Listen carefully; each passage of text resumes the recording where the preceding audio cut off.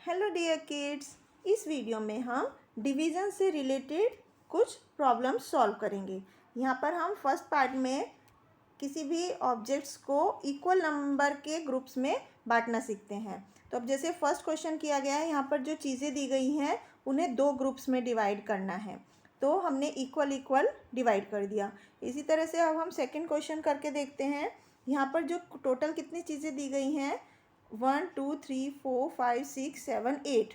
अब हमें इन्हें दो ग्रुप में बांटना है, तो हम कितनी कितनी चीज़ों को करेंगे 4 4 के हम 2 ग्रुप्स बनाएंगे। तो यहाँ पर हमें number of objects in each group, एक ग्रुप में कितने ऑब्जेक्ट्स आए, कितनी चीज़ें आई 4। तो ये हमारा आंसर हो गया। इसी तरह से हम एक और क्वेश्चन करते हैं। यहाँ पर हमें इन ग्रुप्स ऑफ थ्री ग्रुप्स में इन चीज़ों को डिवाइड करना है। तो हम क्या लिखेंगे 1 2 3। तो एक ग्रुप में कितनी चीज़ें आई बच्चों 2। इसी तरह से हमें बाकी के क्वेश्चंस को भी करना है। टोटल चीज़ों को काउंट करके उन्हें कितने ग्रुप्स में डिवाइड करना है, उस इक्वल नंबर के ऑब्जेक्ट्स हम हर एक ग्रुप में रखते हैं। इसी तरह से हम बाकी के ग्रुप्स को करेंगे। इसके बाद हम नेक्स्ट एक्सरसाइज में डिवीज़न एज रिपीटेड सब्ट्रैक्शन, बार बार सब्ट्रैक्ट करके हम डिवीज़न करना सीखते हैं। जैसे कि यहाँ पर किया गया है 32 को हम 8 से डिवाइड करेंगे तो 4 आंसर आया। इसी तरह से हम पहले 32 में से 8 माइनस करेंगे तो 24 आया, फिर 24 में से 8 माइनस करेंगे तो 16 आया। इसी तरह से बार बार सब्ट्रैक्ट करते जाते हैं एक ही नंबर को। जैसे कि फर्स्ट क्वेश्चन हम करके देखते हैं। तो 25 को अगर हम 5 से डिवाइड करेंगे तो हमारा क्या आंसर आएगा 5। अब हम उसे रिपीटेड सब्ट्रैक्शन के मेथड से करके देखते हैं। जैसे 25 में से हम पहले 5 माइनस करेंगे तो आंसर आएगा 20, फिर 20 में से फिर 5 माइनस करेंगे तो आंसर आएगा 15, 15 में से हम फिर से 5 माइनस करेंगे तो आंसर आएगा 10, 10 में से हम फिर 5 माइनस करेंगे तो हमारा आंसर आया 5। तो इस तरह से 5 स्टेप्स में 1 2 3 4 5, तो 5 स्टेप में हमारा 25 आया, तो इसलिए हमने यहाँ पर आंसर हो गया हमारा 25। इस तरह से हम इस क्वेश्चंस को करते हैं। इसी तरह से नेक्स्ट क्वेश्चन को करेंगे। 36 को हम डिवाइड बाई 4 करेंगे तो 4 9 जा 36, 9 आंसर होगा। और हम 36 में से 4 को हम 9 टाइम्स माइनस करेंगे जब हमारा ये आंसर आएगा। इसी तरह से हम इसके बाकी के पार्ट्स को भी कर सकते हैं। इसके बाद हम नेक्स्ट एक्सरसाइज देखते हैं। इसमें हमें division of 2 and 3 digit number by long division method, इसमें हमें लंबे मेथड से डिवीज़न करना है। जैसे फर्स्ट क्वेश्चन का फर्स्ट पार्ट हम देखते हैं। 32 को 4 से डिवाइड करना है, तो हम 4 की टेबल पढ़ेंगे। 4 5 जा 20, 4 6 जा 24, 4 7 जा 28, 4 8 जा 32। तो यहाँ पर हम 4 8 जा 32 लिखेंगे और इसको माइनस करेंगे तो आंसर 0। इसी तरह से हम नेक्स्ट पार्ट करेंगे। 2 6 जा 12, तो माइनस करेंगे तो आंसर 0। इसी तरह से हम बाकी के पार्ट्स को करेंगे।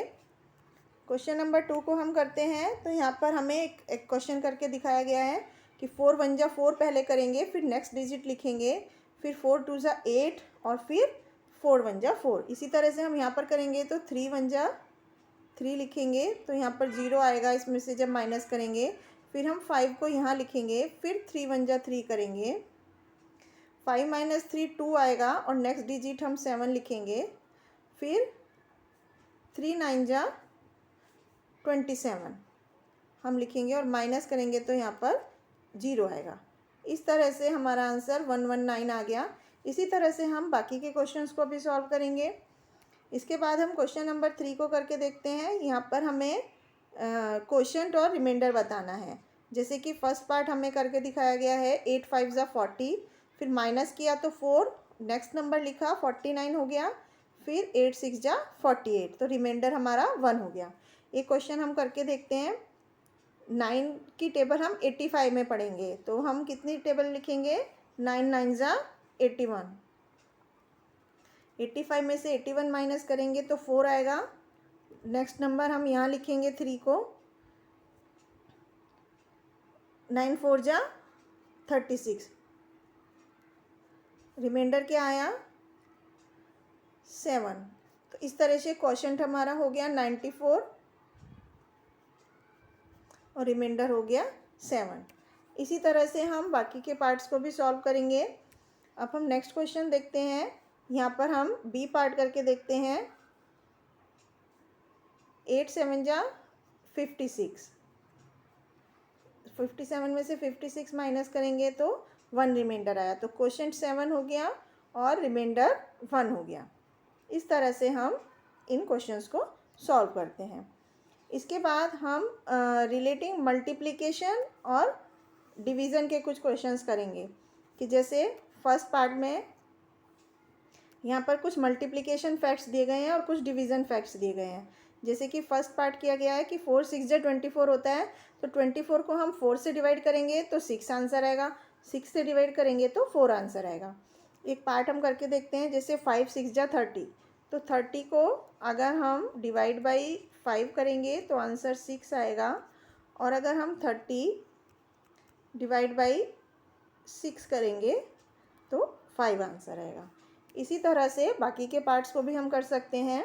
अब यहाँ प्रॉपर्टीज़ और डिवीज़न के कुछ प्रॉपर्टी होती हैं, जैसे अगर किसी नंबर को उसी नंबर से डिवाइड किया जाता है तो 1 आंसर आता है, और अगर किसी नंबर को 1 से डिवाइड किया जाता है तो वही सेम नंबर आंसर रहता है। इसी तरह से 8 का आंसर 1 आया तो हमें यहाँ पर 8 से ही डिवाइड करना होगा। 0 को जब हम किसी नंबर से डिवाइड करते हैं तो हमारा आंसर 0 आता है। इसी तरह से हम बाकी के पार्ट्स को भी सॉल्व कर सकते हैं। तो ये था बच्चों डिवीज़न के बारे में।